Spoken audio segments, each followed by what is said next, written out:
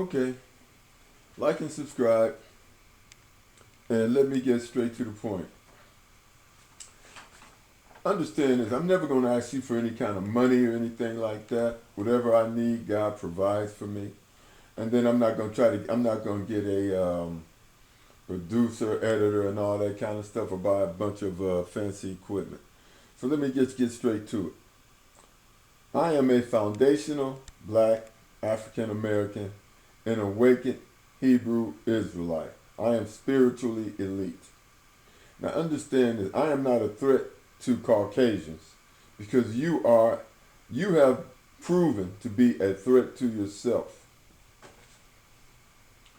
Now, what I'm going to do, I'm going to wait for you, we're going to wait for you to totally destroy the country, and then we're going to take it over and we're going to build it up again. But this time, we're not going to let you take credit for what we do, and we're not going to let you destroy this country. Now, you always vote against your best interest. So here's a receipt. Reagan said, I'm going to cut rich folks' taxes and give you what trickles down. He told you that he was going to cut your taxes and give you what trickles down.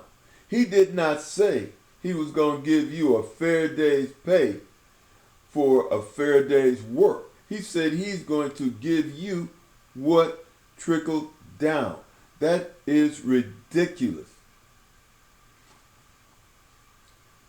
Now let me read this. This is where I can get through it quicker. He did not say I'm going to give you an honest day pay for an honest day work. Think about that for a second. Maybe you'll need an hour. In any event, it doesn't make sense. And you wonder why the minimum wage hasn't gone up.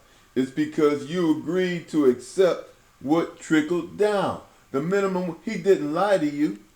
You agreed to accept what trickled down. That has nothing to do with fairness. He said trickle down. Whatever falls off the table is yours. So don't wonder why the minimum wage has not went up. It's because you agreed to accept what trickled down and then attack unions. You attack unions. He talked you into attacking unions that gave you hospitalization, vacations, sick leave, cost of living allowance, 401ks, 8-hour workday, 40-hour work week, half-hour overtime pay, and double time for holidays. That's what unions gave you. And you looked at and you believe everything you see on TV, and then you vote against yourself. I'm not saying don't look at TV, but I'm saying pay attention to what's being said and ask yourself, is this reasonable? Now, don't be scared of foundational black African Americans. Obama gave you the Affordable Care Act, and with all due respect, Trump and the Republican Party psyched you out. Obama gave you the Affordable Care Act,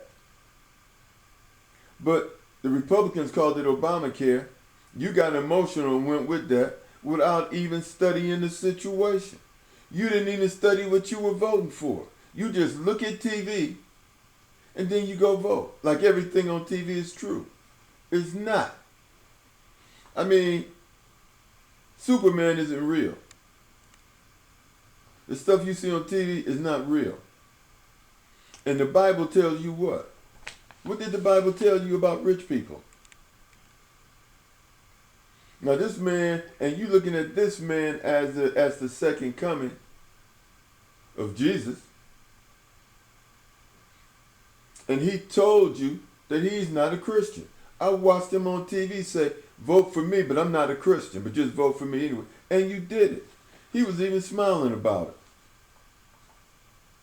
Now understand this, going back to what I said before. Understand this. Labor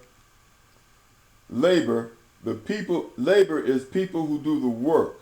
And the people who do the work are more important than the people who provide the capital. Most businesses were started from the ground up, meaning they started small and grew with the money the people had to invest in their own businesses. Especially if they were black, we had to save money to start our own businesses because we couldn't get loans. Now let me and then look what happened look what happened to look. We made the music industry, but the investors took that from us.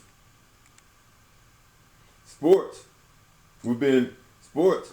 Look, let me explain something to you. Do you know who gave you free agency? It was a black man that gave you free agency, and they blackballed him.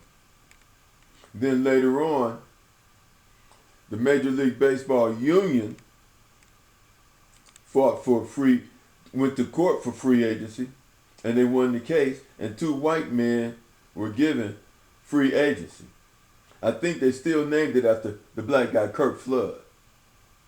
Even the Supreme Court turned him down, and he was blackballed. But then the union, keyword the union, represented two white men, and that opened the door for free agency. And when it opened the door for free agency, baseball got it, football got it, basketball got it, soccer got it. It went all the way around the world. Kurt Flood gave you that. Now you got Kurt Flood, because up to then you wore uniforms that says the property of this particular team. Now you have Shadur Sanders. He's fighting for your soul. The prime equity clause will give you control of your soul, your name. They can't just tell you what to do. But the Cleveland Browns is coming up with this thing. We're going to come up with this fantastic new contract where you have to do everything we tell you to do. Wherever we tell you to go, whether you, even if you're not playing the game, if we tell you to go to a particular meeting, you have to go. If we're giving a party for our friends and we want to show you off, you have to go. Now that's what the Browns are talking about doing. And it's not and I'm gonna tell you, it's not the Browns that are putting the screws to Shadur Sanders. It's the entire NFL. And they're putting the whole blame on Stefanski. Stefanski is just the fall guy.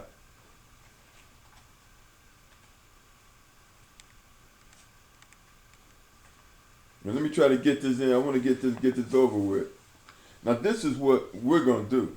And I'm talking about foundational black African Americans. I'm not talking about these people running around calling themselves black Americans.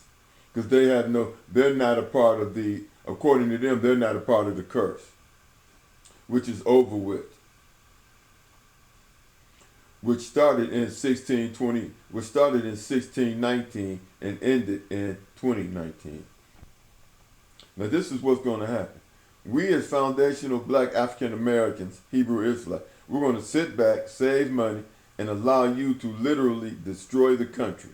We're going to wait until you can't tear it up anymore and take over and rebuild the country. We're going to make the country multicultural and socialist. Now, before you get upset about the word socialist, understand this. Pull your pants out your butt crack.